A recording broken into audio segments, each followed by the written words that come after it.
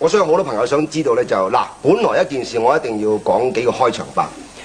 人嘅軀體死亡啊，本來就微不足道，而且咧況且就過咗10年咧，咁啊小龍咧屍骨已寒，但係形象仍存啊。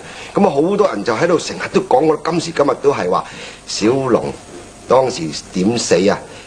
喺丁佩屋企出嚟嘅。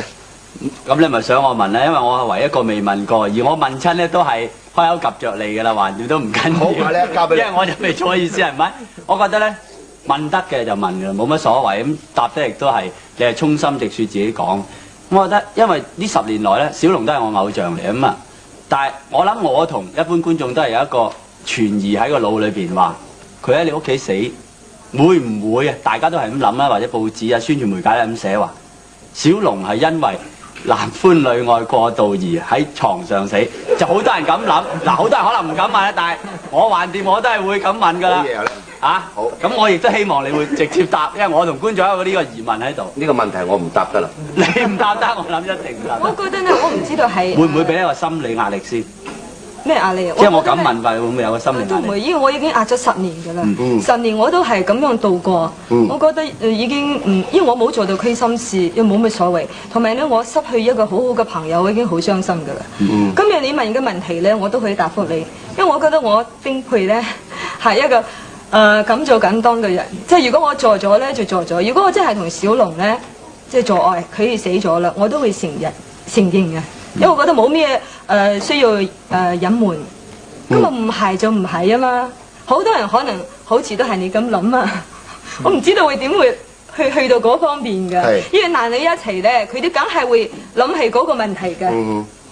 對我嚟講咧，雖然都係唔公平，我覺得對小龍仲唔公平，因為佢已經唔喺呢度，唔喺呢個世界。同埋咧，佢真係我同佢唔係咁樣嘅。所以變咗咧，你再講埋先，對唔住。唔緊要，變咗咧，我10年咧，我都受咗好多痛苦，我都唔中意講。正話你都咁講啊，一講起嘅問題，我好緊張同埋好激氣。所以我就希望你以後唔好再激氣，而且就係呢件事大家弄清楚佢，對於你同埋對小龍都係公平啲。咁佢之後咧，呢個問題雖然係比較單刀直入啲，我覺得佢勇氣可嘉，同埋都承認你嘅勇氣好。嗱，好啦，既然係咁嘅時候咧，我再追問你，唔好介我嚇。雖然話而家就唔係，而家憑你嘅親口喺直播嘅電視上面講咧，就唔係呢回事啦。有都唔怕認，呢個非常之好嘅事。但係小龍喺你屋企有事，呢個係真嘅係咪？咁當晚嘅情係點樣？當日嘅情形係咁啊，佢同周生一齊嚟到屋企傾劇本，就係《死亡遊戲》。咁啊，又係定咗我要同佢拍呢套戲嘅。咁點知真係玩咗《死亡遊戲》，我都唔知。咁啊，傾劇本，佢話頭有少少痛，我就俾咗1粒頭痛丸佢食。咁啊，佢話佢入我房唞一陣間。咁啊，呢個係好簡單件事啦，我都唔知道佢會死啊。如果死，我死都唔會叫佢好啊，你唞一陣啦。係咪呢個好正常啊？就算有朋友嚟到你屋企，何必你屋企話頭痛啊？你都係俾佢休息下啦。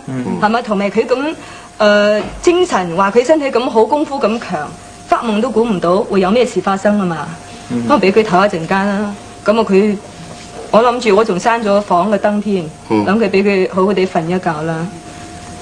收尾唔係即係要叫佢未叫醒啦，咪即刻打電話俾醫生。咁當時即係佢已經昏迷咗。佢休息嘅時候咧，你同阿周生仲係繼續傾緊啲嘢啊咁之類，都唔知佢發生事啊。咁啊係，咁點會知咧？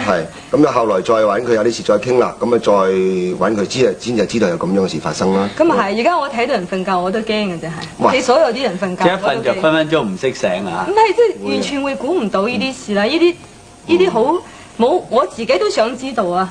係咩原因？係咪點解會咁樣咧？係咪一個人好好地瞓覺瞓一陣間就咁樣，就未叫醒佢？呢啲對我嚟講，我諗我受啲壓力咧，多過普通人太多㗎啦！呢10年啊，我都唔可以忘記。所以呢一點咧，就頭先我都幫同事咧就係傾過，就係話我心底裏邊咧非常之佩服丁佩，就係呢一件事，因為一個人咧喺心裏邊埋藏精神嘅壓力，受咗成10年咁耐，而仍然咧係咁有勇氣，一路生存咗得好好，到而家咧係人都讚你，或者越嚟越靚咗。